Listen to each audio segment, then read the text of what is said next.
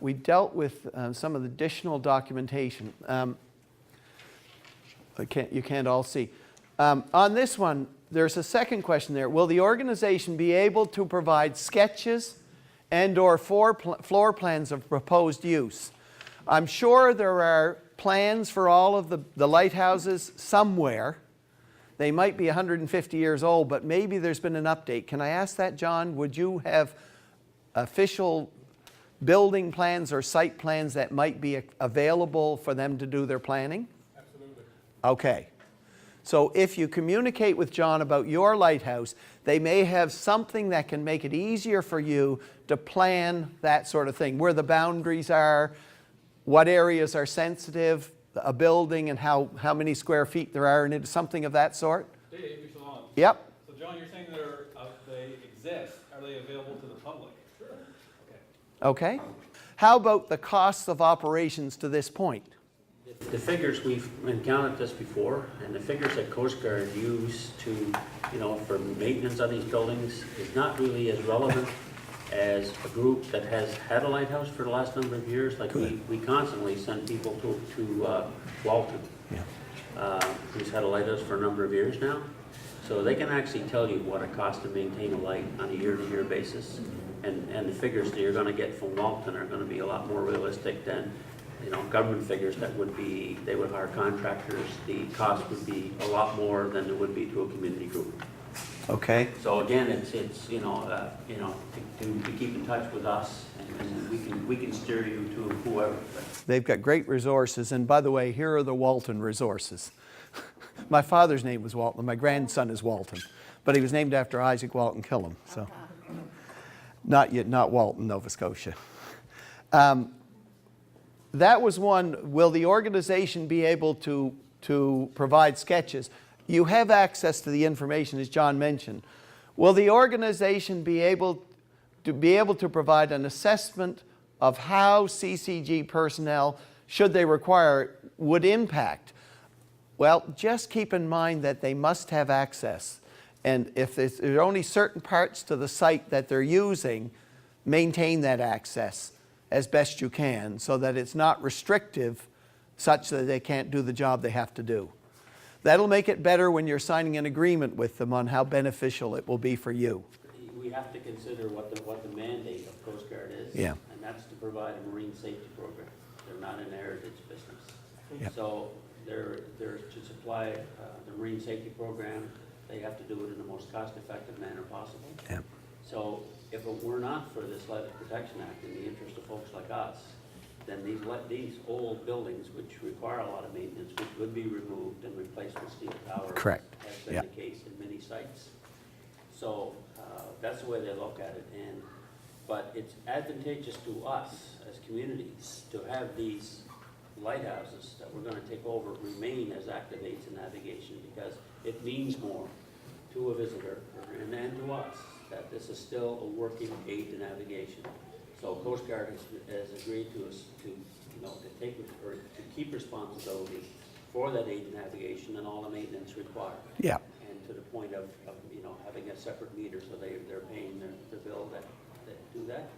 So that's why some people say, well, that's cheap rent for Coast Guard, and in some way it is. But you have to look at the other side of the coin too. Is that you're getting a beautiful piece of coastal property for $1.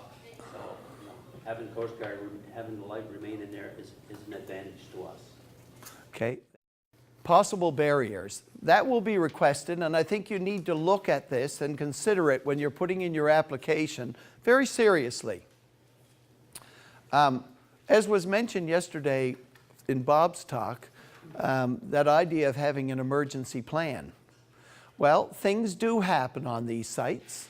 And to have some sort of emergency plan is important because there are serious risks related to a site that is located with a lighthouse and maybe rocks, maybe water, so many things that could be a danger to people even approaching it, that you must consider that and recognize it. All you're doing is saying, we recognize it can be an issue that we will have to do something with.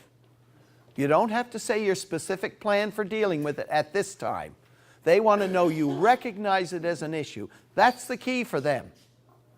That you recognize it and will deal with it at the appropriate time. That's a simple way to answer this section of it. For each of these, the organizations may have inadequate existing infrastructure. They're all issues. The simplest way is take each of those and say, we recognize this as an issue, if it does exist, and intend to deal with it in our plans. That's all you can say at this point. Now, does that simplify your business plan when you can answer these questions in that way? I think that's something you need to do. You're not saying you're ignoring it, but at this point, it's a barrier or a consideration that must be included when you're moving forward. But not at this point, because you can't predict everything that's going to happen and decide how the plan will operate. You just say, we recognize it and we'll deal with it. That way it'll simplify that section of the report. And if they come back and say, well, specifically on this barrier, do you have any thoughts? Legally, I think we're on dangerous ground here. I think we need actually a good solid legal opinion. Yeah. But speaking from a common sense point of view, I think we have the responsibility to make people aware of the hazards that exist.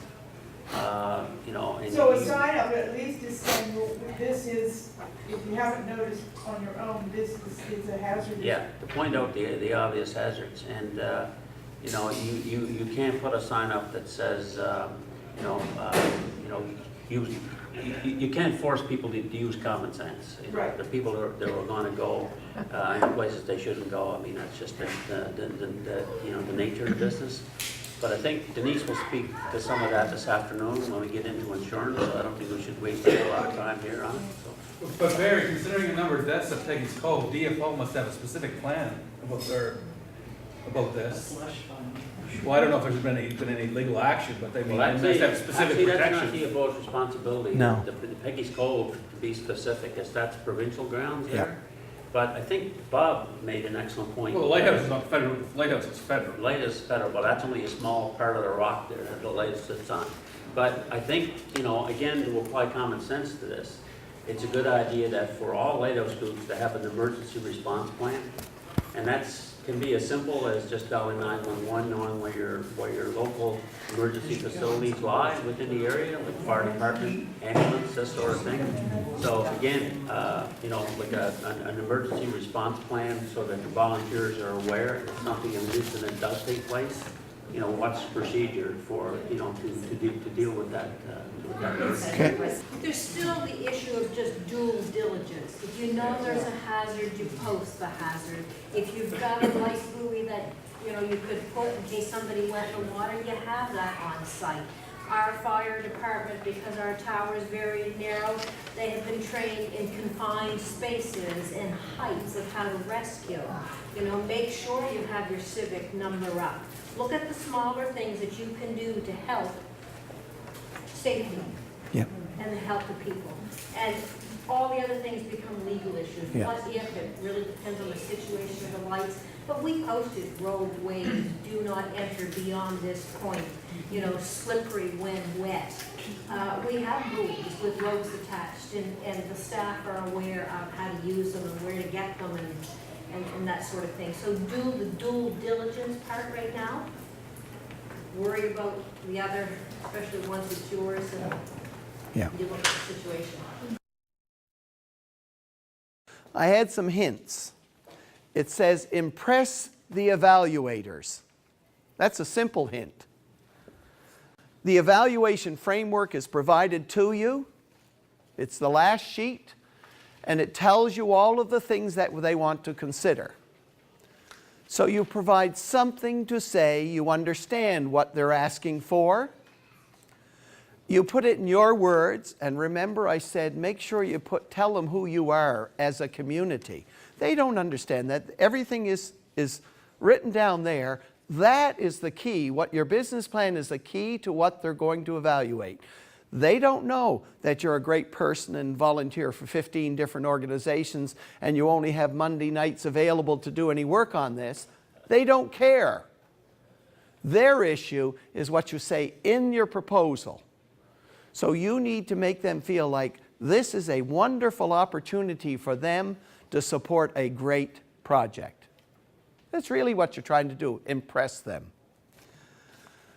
Get letters of support. It doesn't ask for them, but get letters of support from those groups I mentioned earlier, municipalities, tourism operators, community organizations, harbor authorities, whoever you can. MLAs, yeah, that one's coming too. And federally MPs.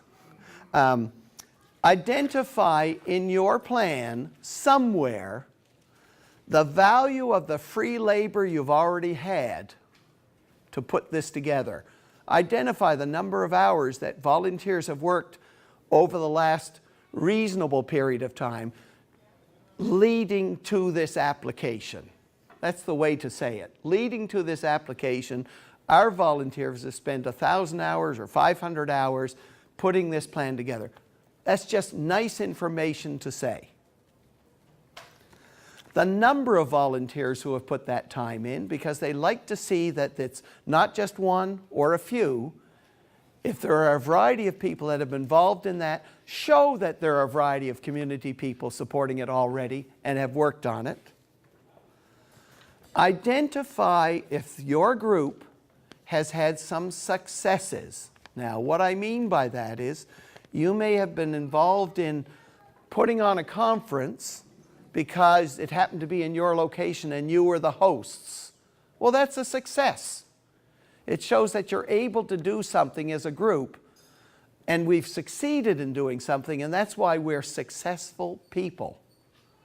Show them that you're successful people, and they'll want to support that. That you have access to resource people. Now, that is a little tough if you're a small community, but you may know through friends of people that may be able to help you with one little thing. Make sure you let them know that even if you have no lawyer in your community and you have to go next door, that we've communicated with someone who has a lawyer who will do that work for us, or will do work for us. A KISS principle. Keep it simple. Yeah, yeah. Include somewhere in your description, in your marketing, that there are complementary activities in the community. Maybe there are people that have a seaside festival that have used the facilities for years. That's complementary to what you're doing and may support your application because that group may continue to do that and make it grow. So there are complementary activities to what you're proposing. That can be very, very broad-based.